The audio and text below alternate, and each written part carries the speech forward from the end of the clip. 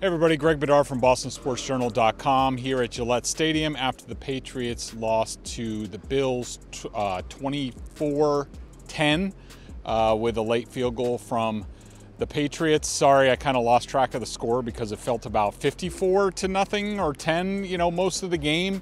Where to start? I guess you would start with, if you thought the Patriots were bad at the end of last season against the Bills, they had a whole offseason to prepare for this game, this offense, that team, and it seems like they're even further behind at this point. Yeah, the score was better and the Bills didn't score on their first 7 possessions like last year, but in many ways this felt worse. I mean, the Bills converted 60% of their third downs. They had 355 total yards, but it just seemed like the Bills were just in complete control of this game, especially once Josh Allen in this corner of the end zone rolled right, almost out of bounds over here, and found Gabe Davis in the back of the end zone as Jonathan Jones decided not to cover anymore. It's felt very similar to the Bills' opening touchdown of the playoff game last year, where Allen rolled right and found Dawson Knox in the back of the end zone when Kyle Duggar sort of gave up on the play. It was 17-7 at that point, and you felt like the game was over. The Patriots definitely had their chances at the end of the first half. If they could do anything, they could get back into it, but they decided to. They had 2nd and 1, took a timeout. QB sneak took a timeout, left them with no timeouts left. They tried for a 48-yard field goal. Nick Folk hit the crossbar, so it stayed 17-7 at halftime, and then the route kind of was on at that point.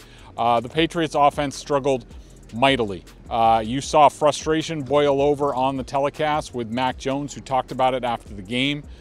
He said that he was basically frustrated with a lot of their quick game stuff, which they seemed to overly rely on in this game, and it seemed like the Bills had a beat on it. When they tried to go deeper, the Patriots couldn't really protect. They were down at right tackle to Connor McDermott, who had a rough game. Trent Brown had a rough game, who wasn't out in warm-ups due to an illness, but did take the field and play throughout the game. Outside of Ramondre Stevenson and Marcus Jones turning a 48-yard little hitch pass into a touchdown, that was about the highlight for the offense. I think they only penetrated the Bills' 44-yard line once for a while in this game outside of the touchdown drive, and it was a rough go. You kind of knew what kind of day you were in for when on the third play of the game, 3rd and 1, the Patriots had Mac Jones and Ramondre Stevenson could not get the handoff right. They fumbled, lost yardage, and punt. Mac Jones took responsibility for that. But overall on the offense, it just felt like offensive coordinator Matt Patricia was punching out of his weight class in this game. He had no answers for anything, running game, pass game, nothing. And the Patriots couldn't get anything going offensively, and the defense could not get the Bills off the field. They were on the field for almost 40 minutes in this game. That's ridiculous. And so, look, the Patriots are now 6-6. They have 5 games left. You think they basically have to win 4 out of 5.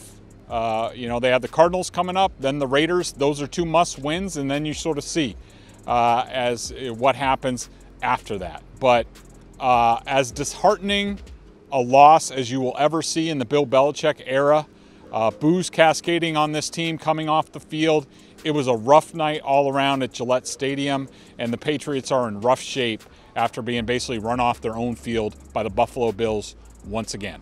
So for BostonSportsJournal.com, I'm Greg Bedard. Check out all our coverage over at BSJ after this one.